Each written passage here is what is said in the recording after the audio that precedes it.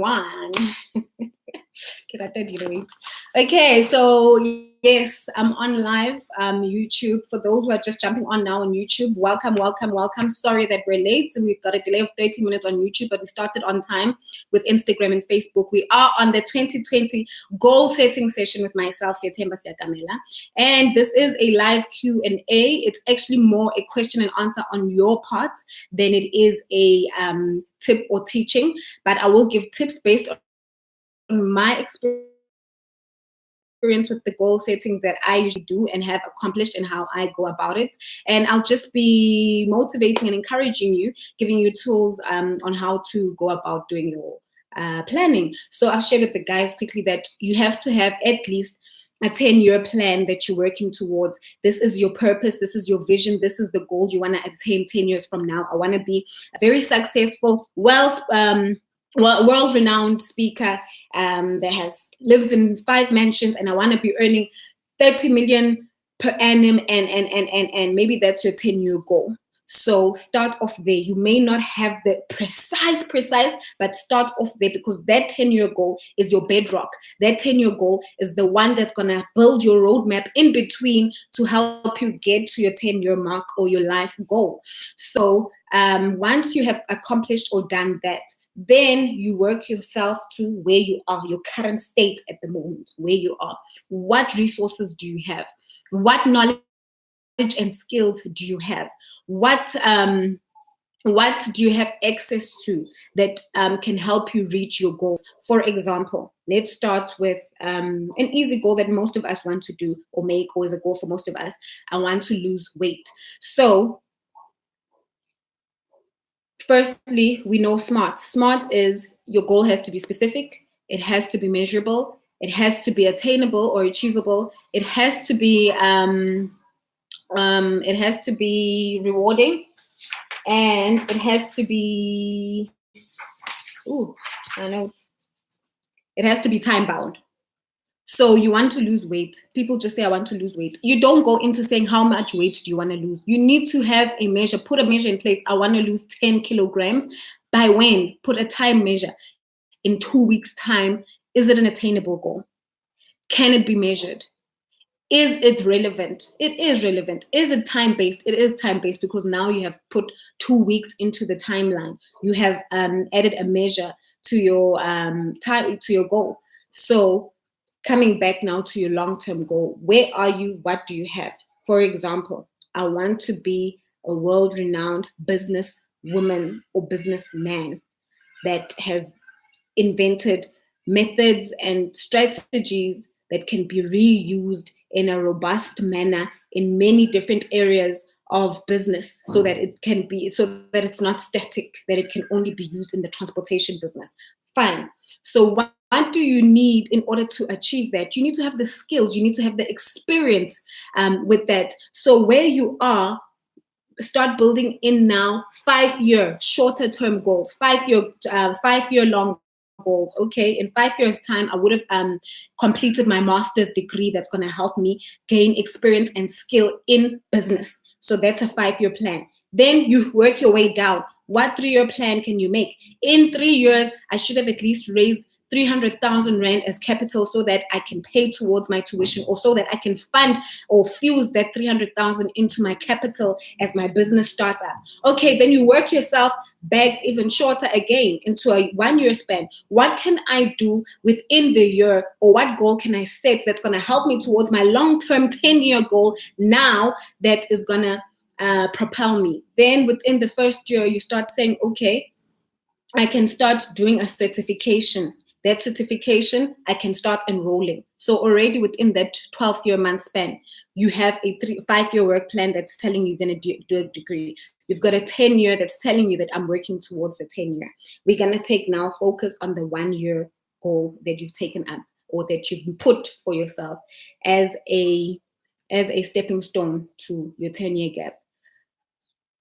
This 12-year month goal, I need to network so that I can start building my database, so that by the time I start servicing clientele, I have a database. I'm not starting from scratch. So you need to network. What does networking require of me? Networking requires that I go to seminars, I go to conferences, I speak to people who have experience already. I get a mentor. As you are saying these things, as you are thinking these things, you are planning them down and you are betting them as goals. So you start working your way down that, okay, so my short-term goals are to go to conferences which are in line with my business, to go to seminars, and then you start looking for conferences and seminars which are relevant and appropriate for what you want to build. What will those conferences have? Automatically, they'll have time bound. They'll have dates that you need to attend. They'll have time. What else do I need to do? I need to get skills and knowledge. That means I need to write books. I need to read books which are going to propel me.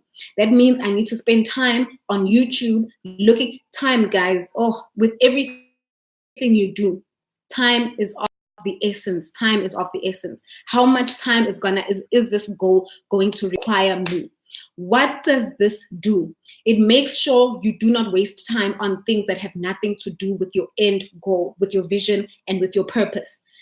If it's not going to feed you in terms of where you're going 10 years' time, cut it. It has nothing to do with you.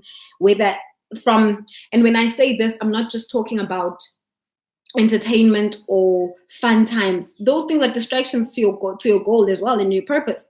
If you know that you've given yourself or you've set a goal of every day, I'm going to spend an hour reading books so that I gain knowledge. If you start being sloppish about that goal, if you underestimate the power and the contribution that hour makes towards your long-term goal, what are you going to do? You're going to drop the ball. You're going to drop the ball, and somewhere along the line towards your 10-year gap, you're going to be missing certain skills that you should be acquiring right now. It's meant to reward you along the time when you meet them. That's why you need to set short-term goals which are measurable, which you can see, so that what happens, your endorphins, you burn endorphins, you get excited, and you are able to look back and track that, oh my goodness, I've actually done something. I've attended 2 seminars. I've spent 3 hours. I've spent 30 hours in reading books. I have knowledge. I have the vocabulary. You have to see yourself grow. If your goal does not challenge you to grow one way or another, you know that you're setting your goals either way too low, or you're setting your goals in such a way that you just want to make an excuse that you've set a goal when in essence it has done nothing for you in terms of your growth. So your goal must challenge you. It has to challenge you, because that's the only way you're going to grow. What else can I share and give you as a hint?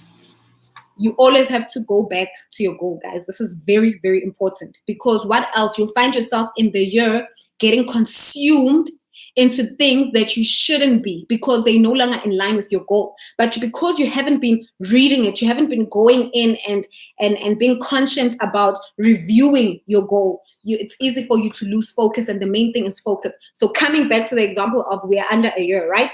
Thank you, Kutlwano. I see you there. We're under a year, right?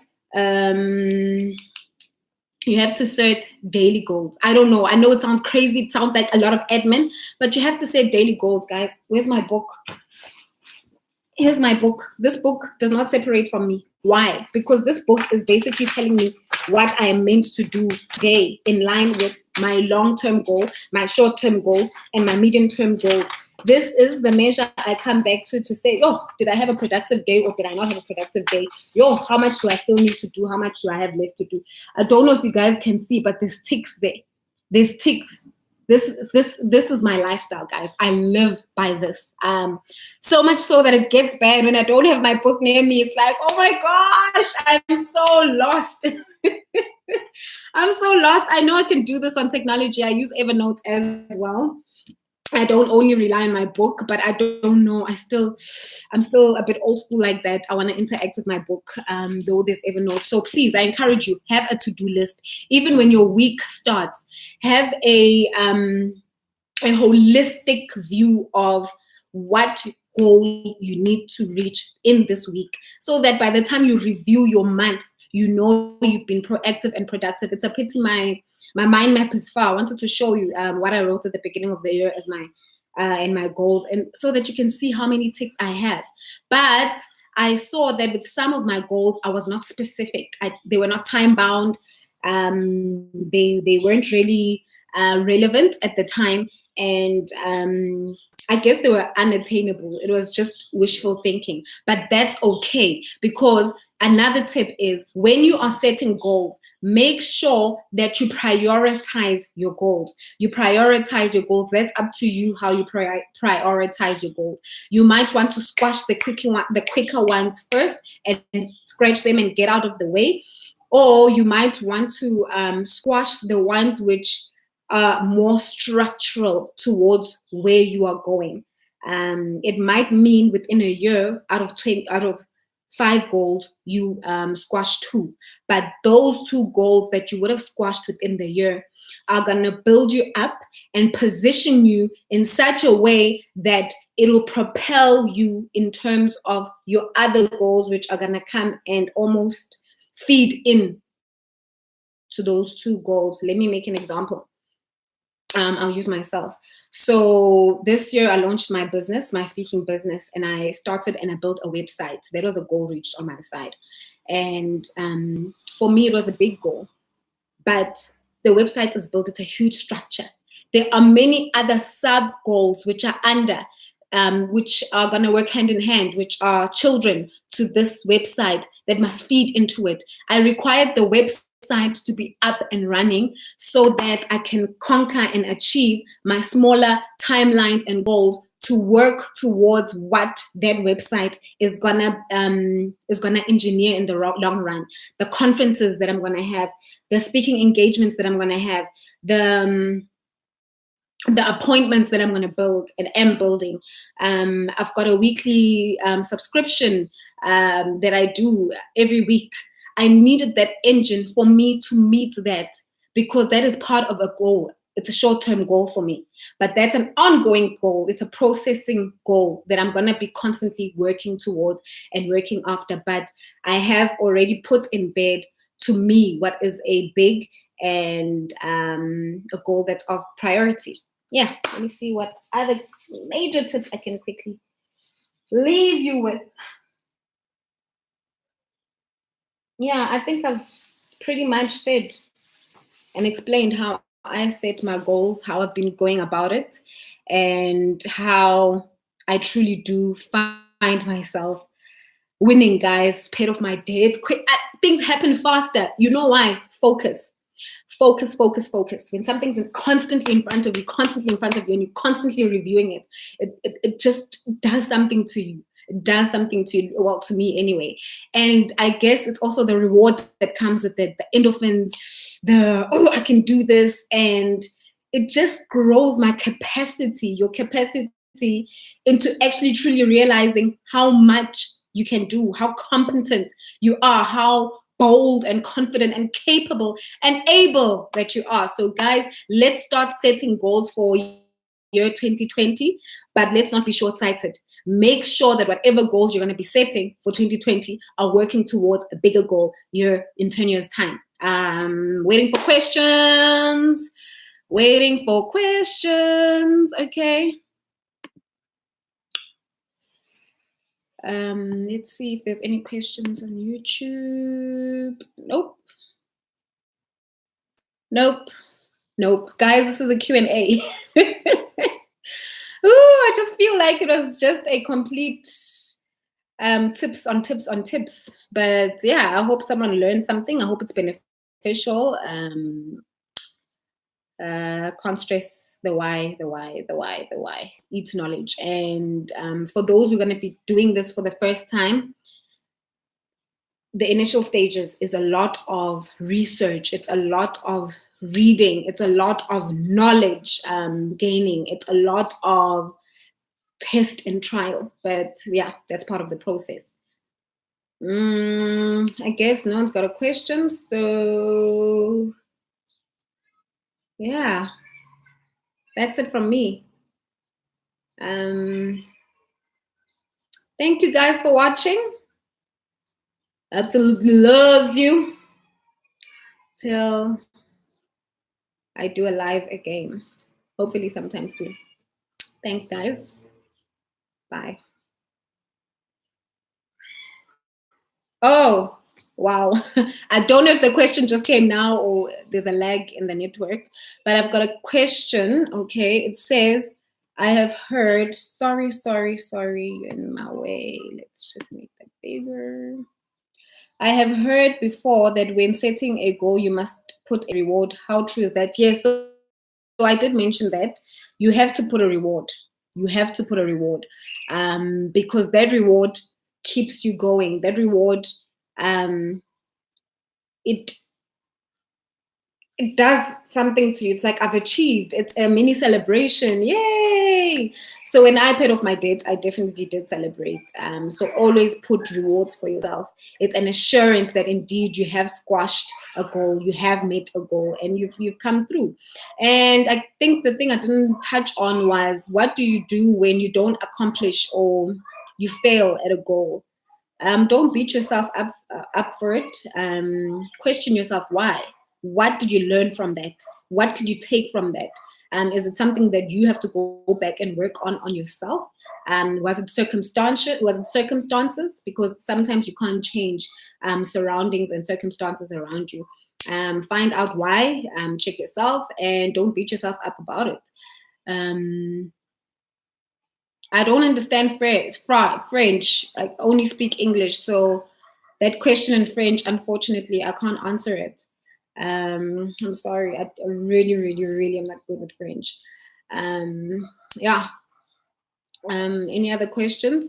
And guys, a goal is not cast in stone. So you'll find that you might have to review goals. I mean, as you're reviewing goals, you might have to restructure them, you might have to change them based on where you are, based on your outcome, circumstances, surroundings, maybe knowledge that has come out, technologies that have affected or effected. So a goal is not cast in stone in terms of it not being able to be versatile or robust to change. It is not unprone to change. Yeah. So just had to throw in that tip as well. So yes, guys, I'm looking forward to all of you setting goals that you will fulfill. Please don't also set 10 goals in your life. The aim is not to say, the aim is not how many goals can I set. The aim is how many goals can you set that you have interrogated that are working towards your ultimate long-term goal, that are meant to guide, drive, direct you in a place where you will stay winning and achieving and attaining, but most of all fulfilled along the way. So yeah. Any last questions before I jump off? I'll put this up for a replay. Ha ha ha, depending on how I feel after I watch it. I'm kidding, guys. I'm kidding. Okay, I guess I'll be jumping off in 3, 2, 1. Bye.